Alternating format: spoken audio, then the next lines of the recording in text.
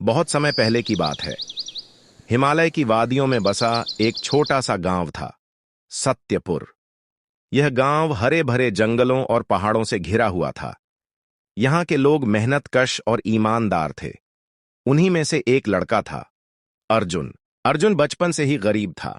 उसके पिता नहीं थे और मां बीमार थीं। गरीबी इतनी थी कि कभी कभी उनके घर में चूल्हा भी नहीं जलता था। अर्जुन ने अपनी मां का सहारा बनने के लिए छोटी उम्र से ही दूसरों के जानवर चराने का काम पकड़ लिया था। गांव के अमीर लोग उसे कुछ पैसे देते या कभी कभी खाने को अनाज। अर्जुन उन्हीं पैसों से अपनी मां के लिए दवा और घर का खर्च चलाता। गांव के लोग उसे अक्सर ताना मारते। अरे अर्जुन, तू तो बड़ा मनहूस निकला। न खेती का मालिक, न घर द्वार, बस दूसरों की गाय बकरी चराता है। लेकिन अर्जुन कभी शिकायत नहीं करता। वह जानता था कि मेहनत ही उसका सहारा है। हर सुबह वह अपनी बांसुरी लेकर निकल पड़ता। जंगल के हरे मैदानों में जानवरों को चराते हुए वह बांसुरी बजाता। उसकी धुन इतनी मधुर थी कि पक्षी भी उसके आसपास मंडलाने लगते।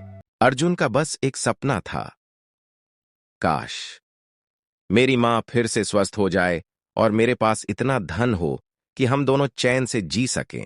एक दिन अर्जुन हमेशा की तरह सुबह को जंगल की ओर निकल पड़ा। उस दिन आकाश में काले बादल छाए थे और वातावरण अजीब सा लग रहा था। अर्जुन ने सोचा, लगता है बारिश होगी, लेकिन जानवरों को चराना तो जरूरी है। अर्जुन ने देखा कि सामने से एक सुनहरी रंग की हिरनी निकल रही थी। उसकी आंखें बड़ी बड़ी और चमकदार थीं। उसके गले में नीले पत्थर का हार लटक रहा था। हिरनी को देखते ही अर्जुन दंग रह गया। उसने इससे पहले इतनी सुंदर हिरनी कभी नहीं देखी थी। हिरनी धीरे धीरे अर्जुन के पास आई और उसकी बांसुरी की धुन सुनने लगी। अर्जुन ने सोचा, ये जरूर कोई साधारण हिरनी नहीं है। इतनी सुंदरता तो मैंने कभी नहीं देखी। अचानक हिरनी ने अपनी मीठी आवाज में कहा, डरो मत अर्जुन, मैं कोई साधारण हिरनी नहीं हूँ, मैं जादुई हिरनी हूँ। अर्जुन हक्का बक्का रह गया। उसने कांपते हुए पूछा, तुम बोल कैसे सकती हो? हिरनी ने कहा, मैं वन देवता की धरोहर हूँ। मुझे बहुत कम लोग देख पाते हैं, लेकिन तुम्हारा दिल पवित्र है, इसलिए मैं तुम्हारे सामने प्रकट हुई हूँ। उस दिन से अर्जुन और हिरनी की दोस्ती हो गई। हर रोज जब अर्जुन जानवरों को जंगल में लाता, हिरनी उससे मिलने आ जाती। अर्जुन उसे अपने खाने में से थोड़ा हिस्सा दे देता, कभी सूखी रोटी, कभी जौ के दाने। हिरनी उसकी बांसुरी सुनकर खुश हो जाती और अर्जुन को अपनी कहानियां सुनाती। एक दिन अर्जुन ने हिरनी से पूछा, तुम्हारे गले में यह नीला हार क्यों है? हिरनी बोली, ये चमत्कारी मणि है। इसमें वो शक्ति है जो इंसान की किस्मत बदल सकती है, लेकिन इसे पाने वाला वही होना चाहिए जिसका मन साफ और दिल करुणामयी हो, वरना यह मणि किसी काम की नहीं होती। अर्जुन ने आश्चर्य से पूछा, तो क्या यह मणि मेरी गरीबी दूर कर सकती है? हिरनी ने गंभीर होकर कहा, हाँ, लेकिन सिर्फ तब जब तुम मेहनत और ईमानदारी का साथ नहीं छोड़ोगे। ये मणि तुम्हें अवसर दे सकती है, पर कामयाबी तुम्हें खुद मेहनत से अर्जित करनी होगी। अर्जुन की आंखों में चमक आ गई। उसने मन ही मन निश्चय किया कि वह इस मणि की शक्ति का दुरुपयोग कभी नहीं करेगा। कुछ दिनों बाद जब अर्जुन बाजार में पहुंचा तो उसने देखा कि गांव वाले उसकी बांसुरी की धुन सुनने के लिए इकट्ठा हो रहे हैं। बच्चे नाचने लगे और बूढ़े भी उस मधुर धुन में खो गए। अर्जुन को अपनी किस्मत पर यकीन ही नहीं हुआ। अब उसे लकड़ी बेचने या मजदूरी पर निर्भर नहीं रहना था। उसकी बांसुरी ही उसकी रोजी रोटी का सहारा बनने लगी। गांव का बनिया बोला, अर्जुन, तुम्हारी बांसुरी की धुन तो कमाल की है। क्यों ना तुम हर हफ्ते हाट में आकर बांसुरी बजाया करो।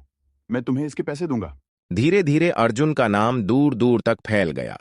लोग कहते, सत्यपुर का चरवाहा अर्जुन बांसुरी बजाता है तो पेड़ पौधे भी झूमने लगते हैं। लेकिन अर्जुन कभी घमंड नहीं करता था। वह रोज हिरनी से मिलता और उसका धन्यवाद करता और कहता, तुम्हारी वजह से ही मेरी जिंदगी बदल रही है। गांव में अर्जुन की सफलता देखकर कुछ लोग जलने लगे। उनमें सबसे बड़ा उसका पड़ोसी रघु था। रघु हमेशा से अर्जुन से ईर्ष्या करता था। एक दिन रघु ने अर्जुन का पीछा किया और देखा कि वह जंगल में उस सुनहरी हिरणी से बातें कर रहा है।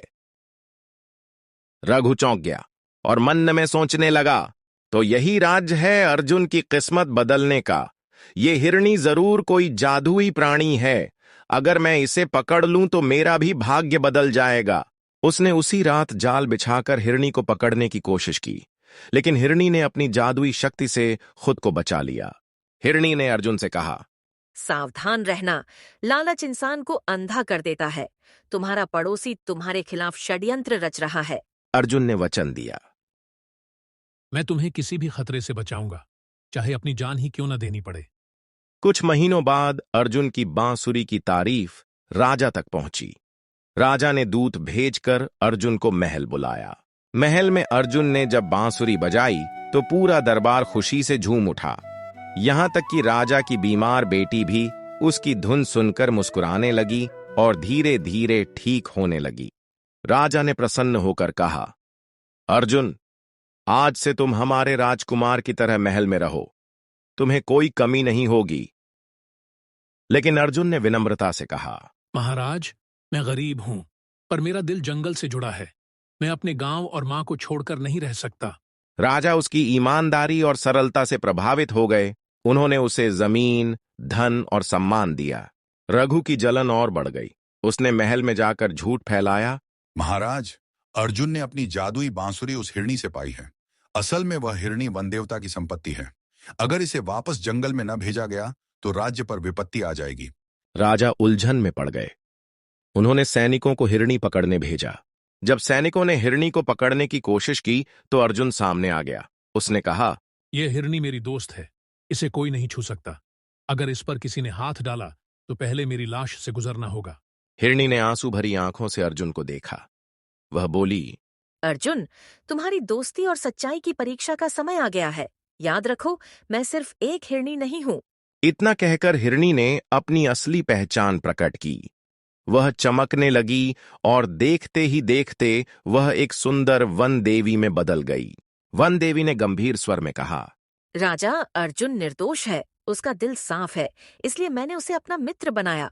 रघु जैसे लालची लोग ही असली दोषी हैं। ऐसे लोग पूरे राज्य के लिए खतरा हैं। फिर वन देवी ने रघु की सारी चालें राजा को बता दी। राजा क्रोधित हो उठे और रघु को दंडित कर दिया। राजा ने अर्जुन से माफी मांगी और कहा, अर्जुन, तुम सचमुच इस राज्य के रक्षक हो। तुम्हारी सच्चाई और दोस्ती ने हमें सीख दी है कि असली दौलत सोना चांदी नहीं, बल्कि नेक दिल इंसान और सच्चे रिश्ते हैं। वन देवी ने अर्जुन को आशीर्वाद दिया।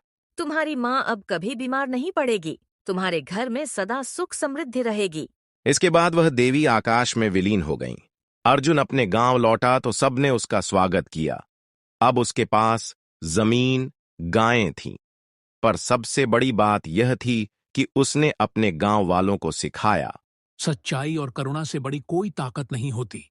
लालच अंत में विनाश ही लाता है। अर्जुन वह अब भी अपनी बांसुरी बजाता, लेकिन अब उसकी धुन में सिर्फ संगीत ही नहीं, बल्कि प्रेम, दोस्ती और करुणा का संदेश भी था।